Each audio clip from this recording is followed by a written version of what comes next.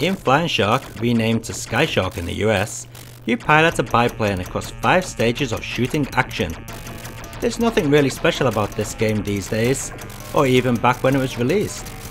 There are no extra weapons in this game, and powering up your stock weapon is done in the old typical way of collecting icons when they're left after taking out a series of planes.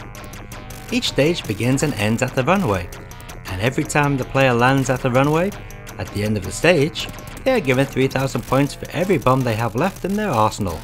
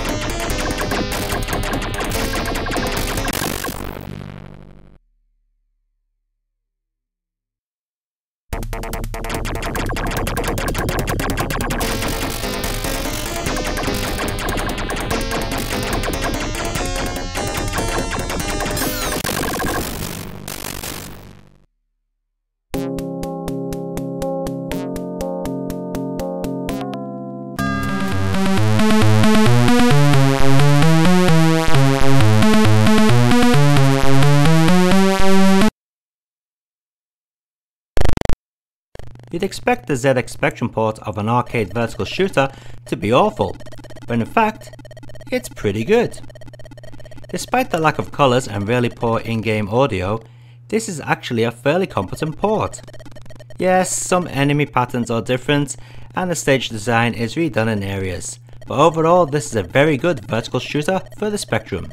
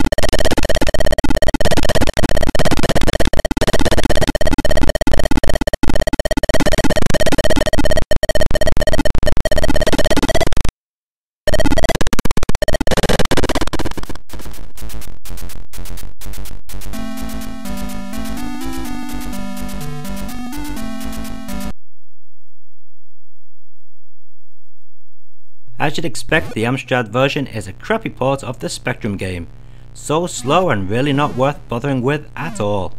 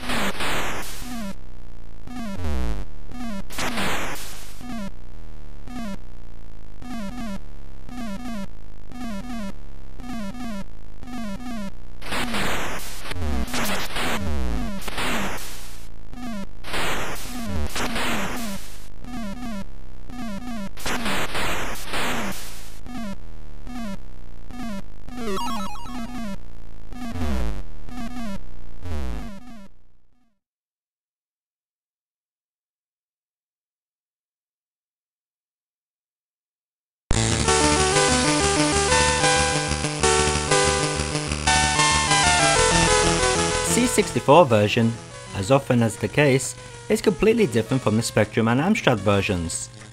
Normally this is a good thing, but in Flying Shark's case, it's not. The biggest problem in this version are the colours and the tiny enemy projectile sizes. Many a time you'll be killed with not knowing what hit you due to the bullets blending in with the background graphics. At least this version has in-game music and some nice scrolling effects on the water.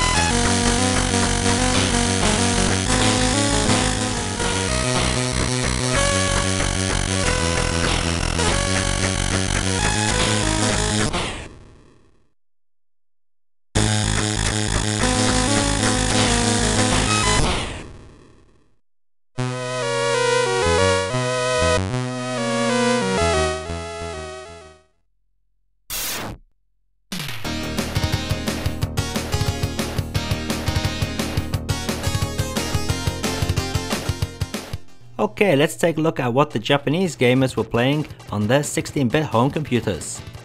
First we'll start with the Sharp X68000 version. As you can see, it looks pretty much like the arcade game, but in an unusual move, it doesn't use the typical vertical scrolling screen aspect ratio. It does have greatly improved music though.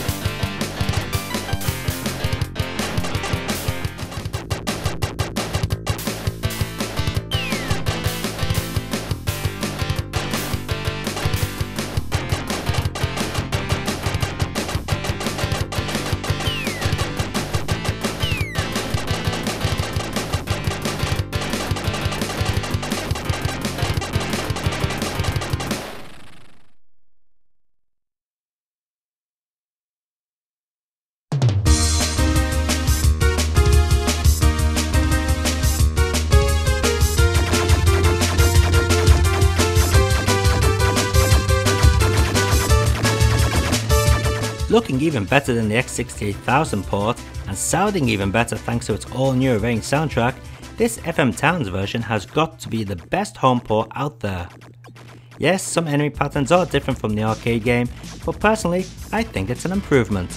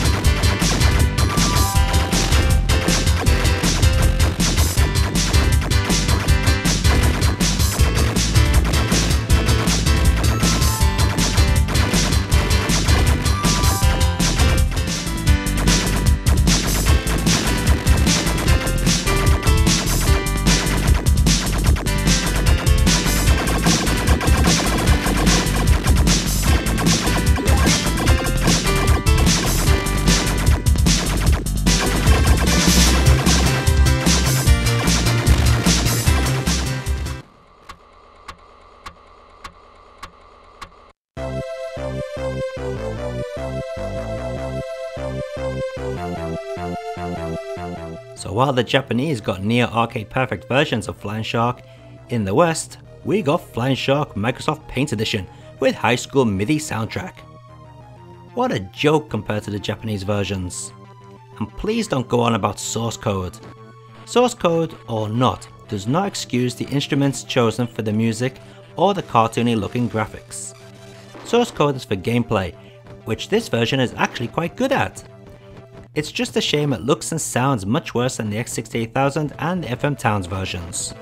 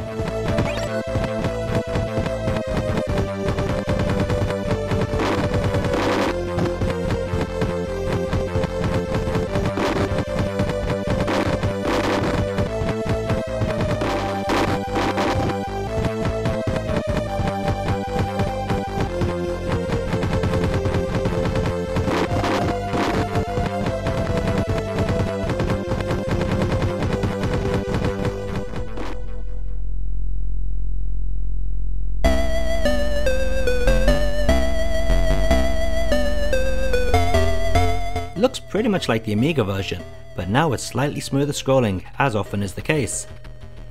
I'm sure most would say that the audio isn't as good as the Amiga version, but it does have a nice sound. Just as with the Amiga and C64 ports, to use the bombs in this version, you need to hit the spacebar. Not an ideal solution when a game like this needs your attention on the joystick at all times.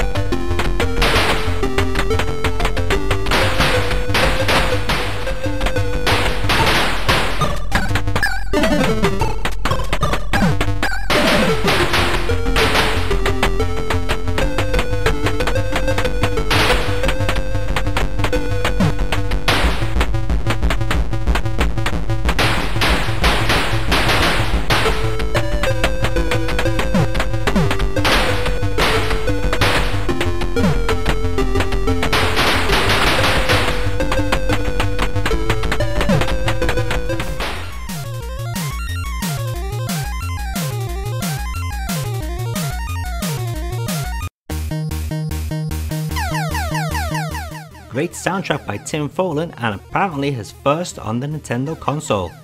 Just a shame it's on a game made by Software Creations. While this looks okay, it doesn't play all that great. It's another one of those games where your playable character, or in this game's case, playing, has a perfectly square hitbox surrounding it. What this means is that even though an enemy bullet doesn't actually hit you, it will still kill you. There's another problem too. The bomb doesn't always work. There's more. Thanks to the sprite flicker, sometimes the enemy bullets disappear, meaning you can't see them as they fly into you, resulting in a death.